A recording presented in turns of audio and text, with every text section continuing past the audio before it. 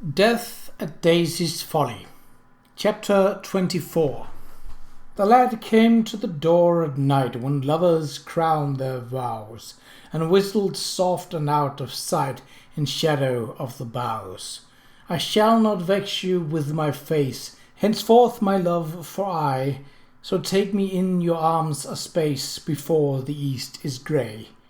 When I from hence away am past, I shall not find a bride, and you shall be the first and last I ever lay beside. A.E. Houseman, a Shropshire lad. Back home at Bishop's Keep, Amelia's responsibilities as lady's maid to Miss Ardley, in which, truth be told, she took great pleasure, were only part of her duties. Since the Bishop Keep household was small, Amelia helped the parlour maid dust and sweep the main rooms, assisted butler with the silver, and from time to time laid tea in the servants' hall and helped the little kitchen maid with the washing up. But here in the grander surroundings of Eastern Lodge, Amelia's duties were confined to serving Miss Ardley's personal needs, sponging and pressing her dresses and ribbons, laying out her undergarments and outer garments, helping her dress and arranging her hair.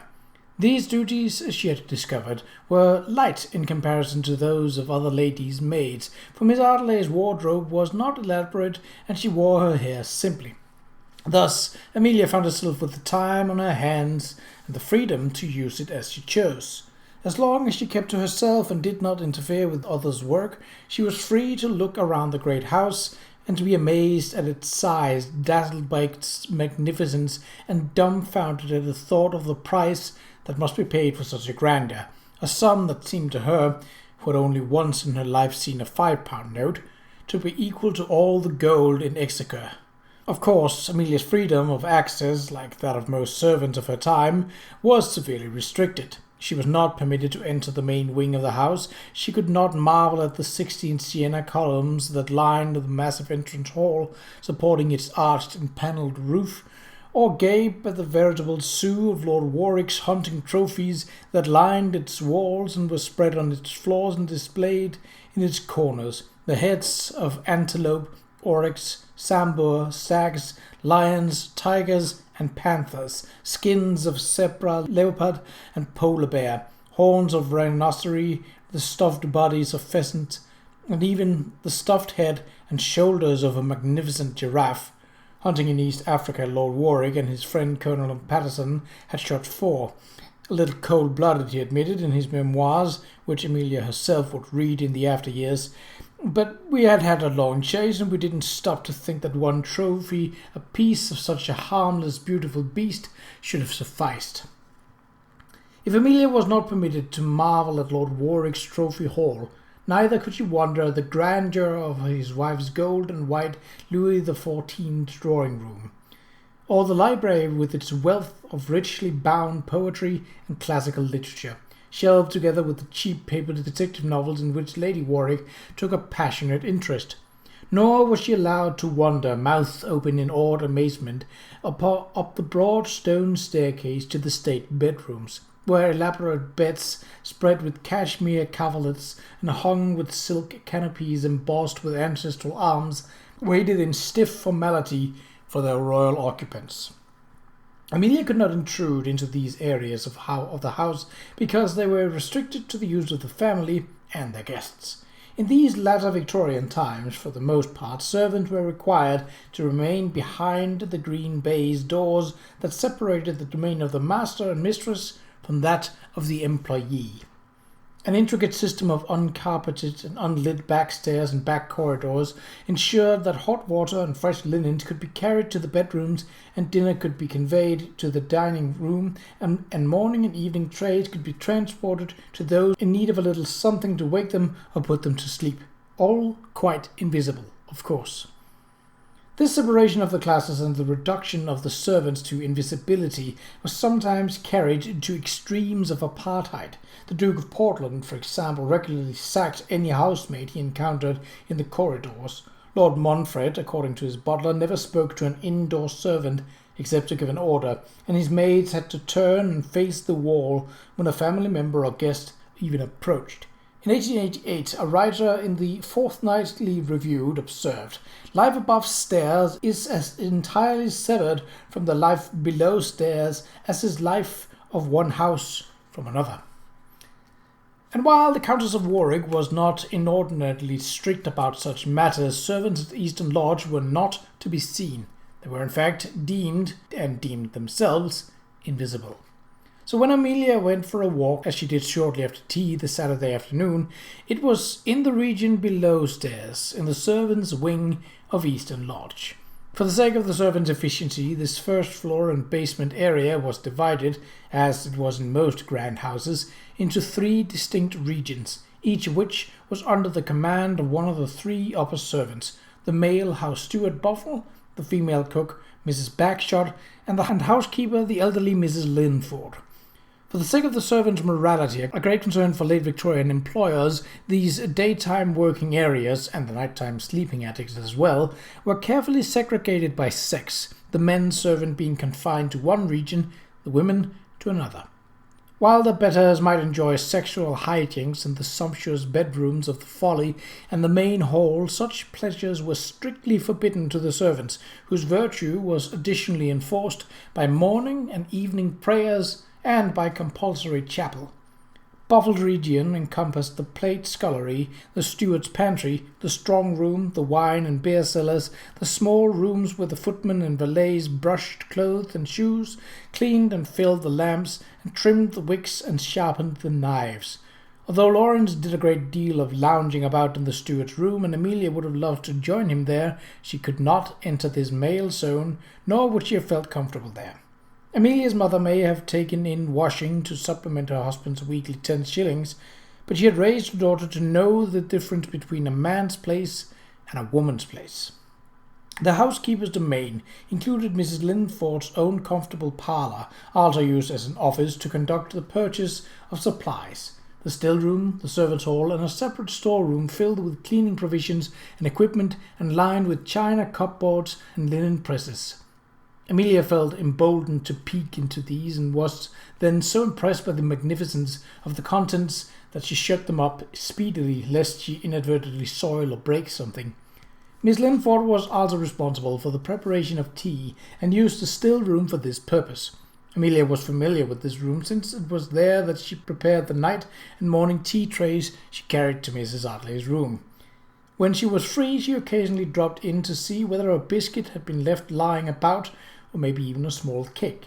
She was usually disappointed, however, for the estimable Mrs. Linford was a very careful woman and wise in the ways of the servants, and locked up the tea provisions between times. The cook, Mrs. Bagshot, ruled over the kitchen, sculleries, the game larder, fish larder, pantry, ice and cold rooms, and, since much game was taken on the estate and had to be cleaned and prepared for eating, a separate building for salting and smoking. She also had her own spacious parlour, where she kept the kitchen's account and met with the tradesmen who supplied her small kingdom. Mrs. Bagshot was justifiably proud of her kitchen, which was equipped with the latest innovations in roasting ranges, stewing stoves, boiling stoves, turnspits, hot plates, and hot closets. But she was also a kind soul who was rather pleased than otherwise at Amelia's goggle-eyed wonderment at these technological miracles. They were not that miraculous, since each stove consumed almost 300 pounds of very real coal each week, which had to be carried in by the sculleries, mostly young girls, and returned 1/10 that weight in ash, which the sculleries had to carry out. The kindly Mrs. Bagshot had invited Amelia to sit on a stool in the corner and observe the hurly-burly of food preparation. In most grand houses, the laundry was a 4th below-stairs domain, ruled over by the laundress, whose stature was almost but not quite as high as the upper 3s, set somewhat apart. This segregation was owing both to the history and to the nature of the laundering process. In previous decades, when the household was much smaller, Easton's laundry had been sent out to a laundress in Little Easton, and when, for the sake of greater efficiency, a laundry was installed, the laundress was more independent than other servants. Further, laundering produced a great deal of steam and smell, and had to be adjacent to a drying ground.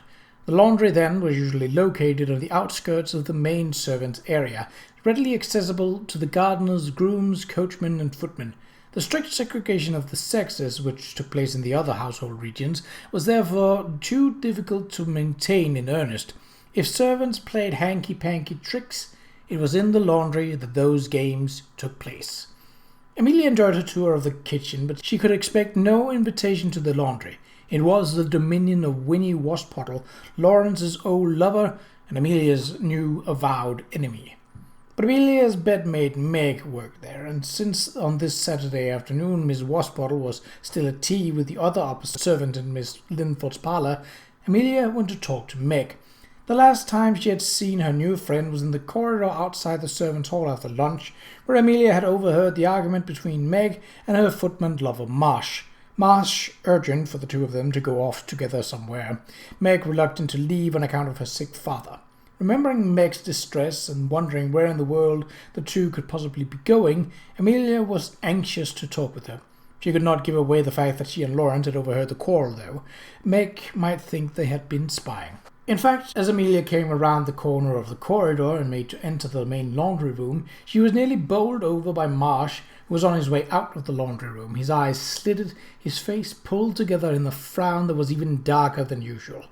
She flattened herself against the wall as she brushed past, wondering what had made him so furious. The laundry was a large windowless room with low-ceiling plaster walls and stone floors. Buckets, wash boilers, scrub boards were neatly stacked in the corners, and the whitewashed walls were lined with wooden and stone sinks, drying racks, and shelves for laundry supplies, bars of soap to be shaved into the hot water, bluing, and starch. In the middle of the floor stood several wooden hand-turned washing machines with wooden ringers attached. But while two laundry maids were up to their elbows in hot water in the sinks, there was no Meg.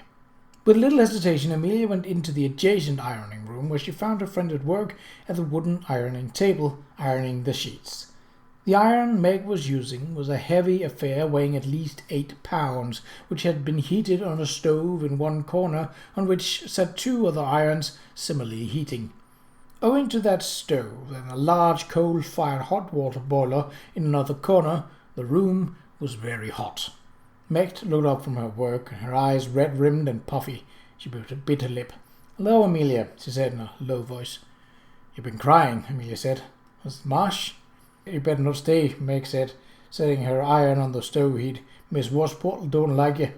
"Miss Washbottle is having tea in Mrs. Linford's parlour with the rest of the opers," Amelia said. She frowned. "Is it Marsh you're crying for? I saw him leave. Nearly knocked me down, he did." Meg shook her head dumbly, then nodded, then shook it again and finally burst into tears. Without another word, Amelia gathered her friend into her arms, and the two young women stood in a mutual embrace. After a minute, Amelia fished in the pocket of her apron for a handkerchief. "Remember what you said to me?" she said, drying the tears from Meg's eyes. "Whatever 'tis, 'tain't bad enough to carry on so." She paused. "Do you remember what else you said? You ought to do what the upstairs lady do, and have lots of men, so when you fall out with one, there's another one waiting." She smiled. "That's what you said." But this small comfort produced only fresh weeping. Amelia stroked Meg's curly brown hair, and when she was calmer, led her to a scrubbed pine table stacked with embroidered and lace-edged linens, all carefully ironed, and sat her down on the bench. "Now tell," she commanded. Meg wiped her nose and on her rough cotton sleeve and shook her head. "I daren't," she whispered. "It'll make you feel better," Amelia said. She touched Meg's cheek. "Truly, 'twill." Meg sighed heavily. "He's leaving. Marsh is." "Oh, Maggie, that's too bad," Amelia said sympathetically, and although she already knew the answer, she added, "You going with him?" Meg shook her head sadly. "I got to look after my dad. He ain't well." "Where's Marsh going?" "Talone." Meg gulped at the thought. "And after that, Paris, he says." "Paris?" Amelia asked, as surprised as if Meg had announced that her lover was flying off to the moon. Meg nodded. She leaned forward and lowering her voice to a whisper. "He's an anarchist, you see." "What's an anarchist?" Amelia asked. "He's somebody who wants to change things to make it so that people like us are something instead of nothing." Her face shone with pride. "But you can't tell nobody, Amelia. To most folks, an anarchist's a very bad thing." Why? Marsh says it's 'cause the rich are afeard, Meg replied. They'd have to give up what they've got to the poor people. Amelia thought that many people might indeed be afraid, the people upstairs, for instance. She wondered whether if Marsh and the anarchists achieved their goals and the Queen might be forced to give up her throne. If she did, would some poor man get it instead of the prince? Or would there be no king at all, as in America, where the people ruled themselves? It was an idea at once terribly frightening, but also deeply exciting. She gave up that line of thought and turned to another. If I was ye, Maggie, and I loved a man, she said, stoutly thinking of Lawrence, I'd go with him. Dad or no dad, you'd only loved once, and that's a fact. Meg hung her head, and the tears began again to trickle down her cheeks. He's changed his mind, she said sadly. He don't want me to go after all. She blew her nose on a scrap of cotton. And if I go, I'll never get to come back. Why not? Amelia asked, taking her hand.